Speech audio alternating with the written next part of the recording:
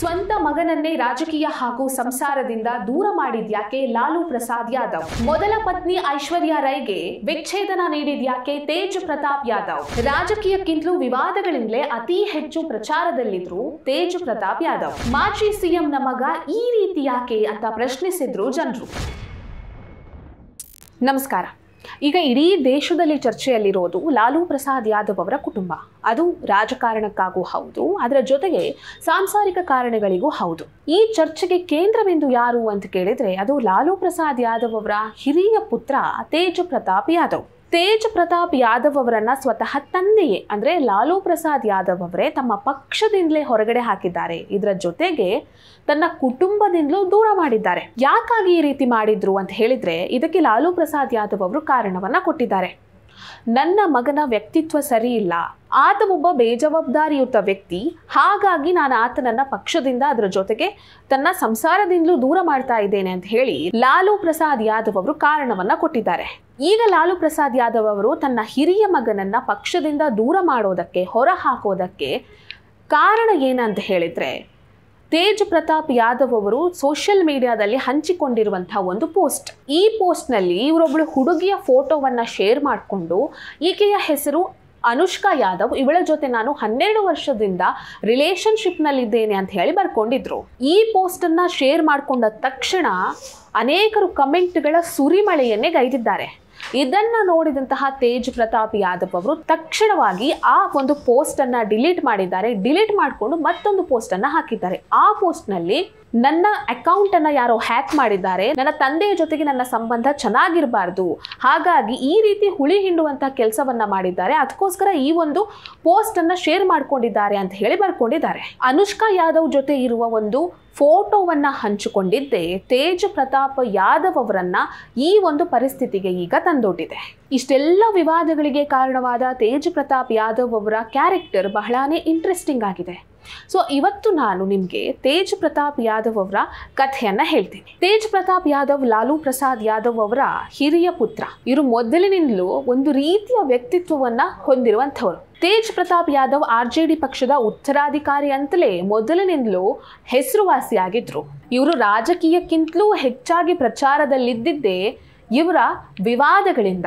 ಇವರು LR vlog ಅನ್ನುವಂಥ ಒಂದು ಯೂಟ್ಯೂಬ್ ಚಾನಲ್ ಅನ್ನ ಮಾಡ್ಕೊಂಡಿದ್ರು. ಆ ಚಾನಲ್ನಲ್ಲಿ ತನ್ನ ದೈನಂದಿನ ಜೀವನದ ಬಗ್ಗೆ, ಎಲ್ಲಾದರೂ ಟ್ರಾವೆಲ್ ಮಾಡಿದರೆ ಅದರ ಬಗ್ಗೆ ಅನೇಕ ವಿಡಿಯೋಸನ್ನು ಇವರು ಹಂಚಿಕೊಳ್ತಾ ಇದ್ರು. ಇದನ್ನು ನೋಡಿದಂತಹ ಅನೇಕರು ಮಾಜಿ ಸಿಎಂನ ಮಗ ಈ ರೀತಿಯಾಗಿ ವ್ಲಾಗ್ ಮಾಡೋದು ಸರಿನಾ ಅಂತ ಪ್ರಶ್ನಿಸಿದ್ರು. ಇದಕ್ಕೂ ಸಾಕಷ್ಟು ಕಮೆಂಟ್ಗಳನ್ನು ಮಾಡಿದ್ರು. ಸದ್ಯ ಈಗ ತೇಜ್ ಪ್ರತಾಪ್ ಯಾದವ್ ಅವರು ಅನುಷ್ಕಾ ಯಾದವ್ ಜೊತೆ ಇರುವಂತಹ ಫೋಟೋವನ್ನು ಹಂಚಿಕೊಂಡಿದ್ದೇ ಬಹಳ ಚರ್ಚೆಯಲ್ಲಿದೆ. ಆ ಒಂದು ಫೋಟೋವನ್ನ ನೋಡಿದಂತಹ ಜನರು ತೇಜ್ ಪ್ರತಾಪ್ ಯಾದವ್ ಅವರ ಮೊದಲನೇ ಹೆಂಡತಿ ಐಶ್ವರ್ಯ ರೈ ಬಗ್ಗೆ ಸಾಕಷ್ಟು ಕಮೆಂಟ್ ಮಾಡ್ತಾ ಇದ್ದಾರೆ. 2018ರಲ್ಲಿ ತೇಜ್ ಪ್ರತಾಪ್ ಯಾದವ್ ಬಿಹಾರದ ಮಾಜಿ ಸಿಎಂ ದರೋಗಾ ರೈ ಅವರ ಮೊಮ್ಮಗಳಾದಂತಹ ಐಶ್ವರ್ಯ ರೈ ಅವರನ್ನ ಮದುವೆ ಆದ್ರು. ಆಮೇಲೆ ಅವ್ರ ಜೊತೆ ಡಿವೋರ್ಸ್ ಅನ್ನ ಕೂಡ ಮಾಡ್ಕೊಂಡ್ರು. ಈಗ ಅವರ ಡಿವೋರ್ಸ್ ಕೇಸ್ ಕೂಡ ನಡೀತಾ ಇದೆ. ಈಗ ಇವರು ಏನಂತ ಪೋಸ್ಟ್ ಮಾಡ್ಕೊಂಡಿದ್ದಾರೆ, ನಾನು 12 ವರ್ಷಗಳಿಂದ ಅನುಷ್ಕಾ ಯಾದವ್ ಜೊತೆ ರಿಲೇಶನ್ಶಿಪ್ ನಲ್ಲಿದ್ದೇನೆ ಅಂತ ಹೇಳಿ. 12 ವರ್ಷ ಆಗಬೇಕು ಅಂತ ಹೇಳಿದ್ರೆ 2013ರಿಂದಲೇ ಇವರು ರಿಲೇಶನ್ಶಿಪ್ ನಲ್ಲಿ ಇರಬೇಕು.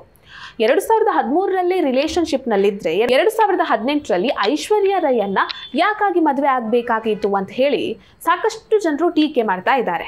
ಡಿವೋರ್ಸ್ ಮಾಡ್ಕೊಳ್ಬೇಕಾದ್ರೆ ಏನಾದ್ರೂ ಕಾರಣ ಬೇಕಲ್ವಾ? ಯಾರಾದ್ರೂ ಸುಮ್ಮನೆ ಡಿವೋರ್ಸ್ ಮಾಡ್ಕೊಳ್ತಾರಾ? ಇಲ್ಲ. ಈತನೊಂದಿಗೆ ಡಿವೋರ್ಸ್ ಮಾಡ್ಕೊಳ್ಳೋದಕ್ಕೆ ಐಶ್ವರ್ಯ ಏನಂತ ಕಾರಣ ಕೊಟ್ಟಿದ್ರು ಗೊತ್ತಾ? ತೇಜ್ ಪ್ರತಾಪ್ ಯಾದವ್ ಒಬ್ಬ ಡ್ರಗ್ಗಿಸ್ಟ್. ಆತ ಡ್ರಗ್ಸ್ ತಗೊಳ್ತಾ ಇದ್ದ. ಇದರ ಜೊತೆಗೆ ಆತ ಮನೆಯಲ್ಲಿರಬೇಕಾದ್ರೆ ಹೆಣ್ಣು ಮಕ್ಕಳ ರೀತಿಯಲ್ಲಿ ವರ್ತನೆ ಮಾಡ್ತಿದ್ದ, ಹೆಣ್ಣು ಮಕ್ಕಳ ಉಡುಪುಗಳನ್ನು ಧರಿಸ್ತಾ ಇದ್ದ. ಇದೆಲ್ಲ ಯಾಕೋ ನನಗೆ ಸರಿ ಬರಲಿಲ್ಲ, ಹಾಗಾಗಿ ನಾನು ಡಿವೋರ್ಸ್ ಮಾಡಿಕೊಂಡೆ ಅಂತ ಹೇಳಿದ್ದಾರೆ.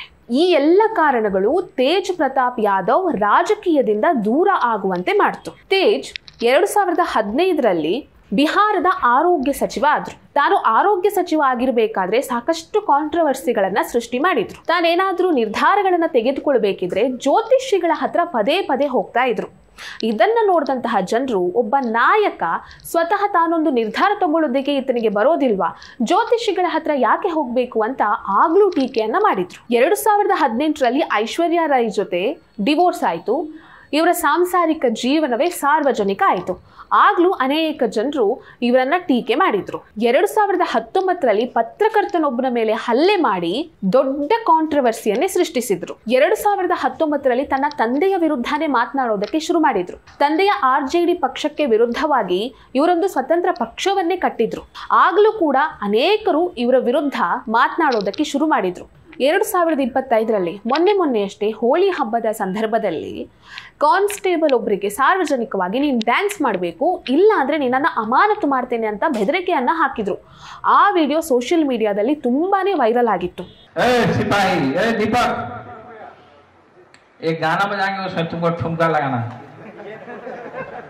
ठीक है? बुरा मत मानो होली है, आज नहीं ठुमका लगाओगे तो सस्पेंड कर दिए जाओगे, बुरा मत मानो होली है.